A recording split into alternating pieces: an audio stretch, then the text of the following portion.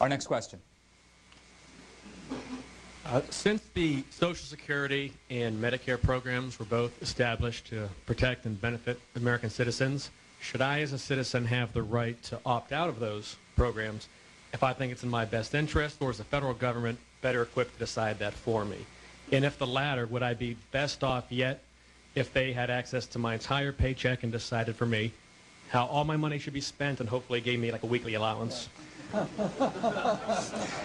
Chuck Baldwin, you get this is for all three of you. Chuck Baldwin, you first. Well put, and I could not agree more. That's one of our major planks. Obviously, you cannot go to senior citizens in our country, people that have put into Social Security all their lives, and tell them, oh, we're sorry, that institution no longer exists. That not only would be wrong, it would be immoral in my view.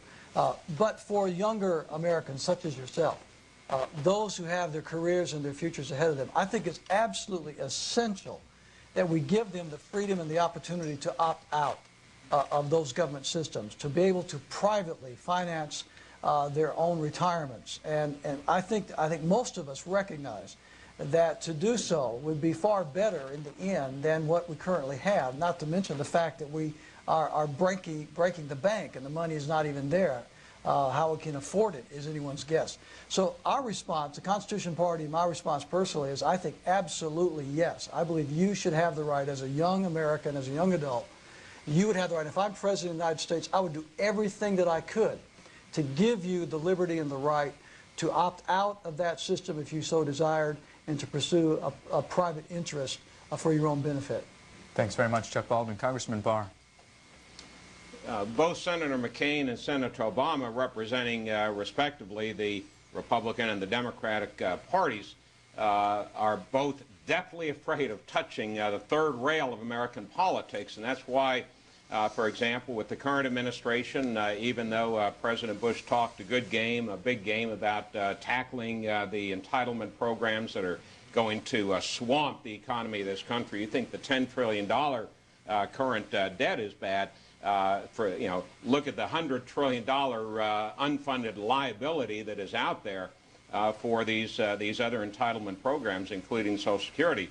Bush talked about it, didn't do anything about it. It didn't even come up in any meaningful way at all in the recent debates. I'm glad that it's come up here because it does illustrate an immoral program whereby the government takes, by threat of force, money from individuals and doesn't even provide them an ownership interest in the program itself. I mean, what could be more immoral than that? We have put forward in our campaign a very comprehensive program for personal, individual investment accounts. That is the way we need to be moving, and it is particularly important for young people, such as the gentleman who asked the question, to push for that. Congressman, thank you. Ralph Nader. Disagree. What would Americans elderly be doing now in this collapsing retirement system, looted and drained by these Wall Street crooks, if they didn't have that Social Security check? What would happen if they put that Social Security money, as Republicans and some crypto Democrats wanted to do, into the stock market a few years ago? We have to develop a sense of community in this country. I don't believe people in this country spend every waking hour running around with 2 jobs, Walmart wages, picking up children at $500 a month daycare, congested traffic, having to take care of an ailing parent. What kind of life is that? In Western Europe, they have democracies, and right out of the rubble of World War II, they decided to get universal health care, decent wages, decent pensions, 4 weeks paid vacation for all the people, decent public transit, daycare, paid maternity leave, paid family leave, sick leave, and university-free tuition. And we're the richest country in the world, and we got 100 million people in this country who are in dire poverty, even though they work their heads off for their kids. So I disagree. Social Security is solid until 2043, and Medicare is the problem, being blown apart by the greed of the health insurance companies, the hospital chains, and the drug companies, many of which are subsidized by our tax dollars. Thank you very much, Ralph Nader. We have another question? Yes, something that's kind of important. It's estimated that the war in Iraq cost $10 billion a month. I believe that estimate to be conservative. What would you gentlemen do about the war in Iraq? And secondly, what would you do to recoup a lot of this money that has been wasted over the years? Thank you. Thank you very much. Ralph Nader, I believe you're first. Well, in 2004, I urged a 6-month negotiated withdrawal of all U.S. soldiers and corporate contractors from Iraq with UN-sponsored elections, a certain amount of autonomy between Sunni, Shiite, and Kurds, which they worked out, by the way, in the 1950s, before the dictators took over, and continued humanitarian aid because of what we've done to the devastated people of Iraq. I think that'll knock the bottom out of the insurgency.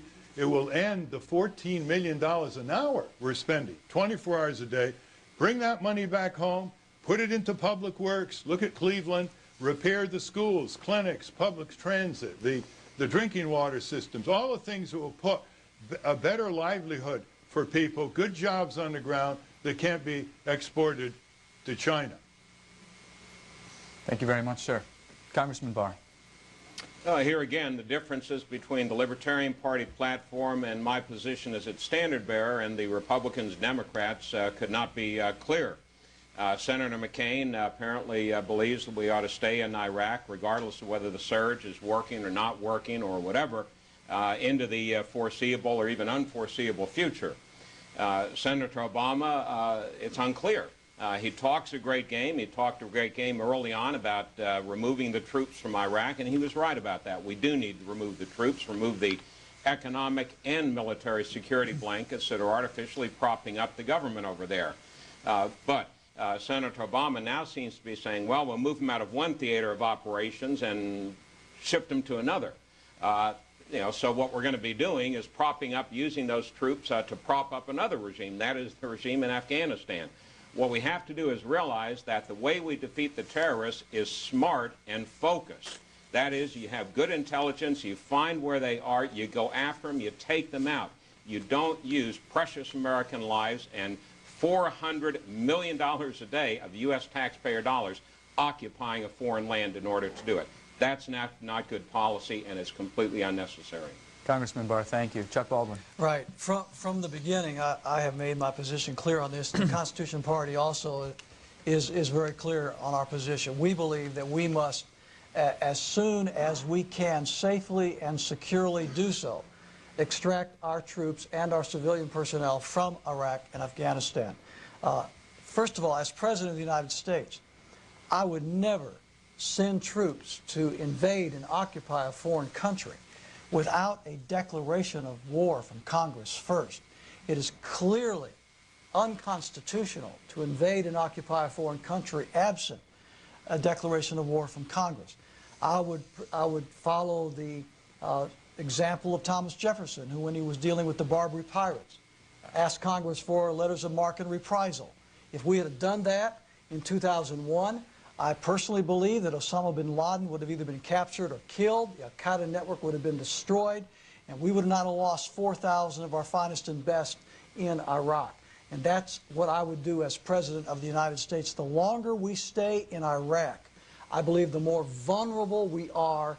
It's a very dangerous situation internationally with China down in Panama, Russia saber-rattling. We cannot leave our troops in Iraq.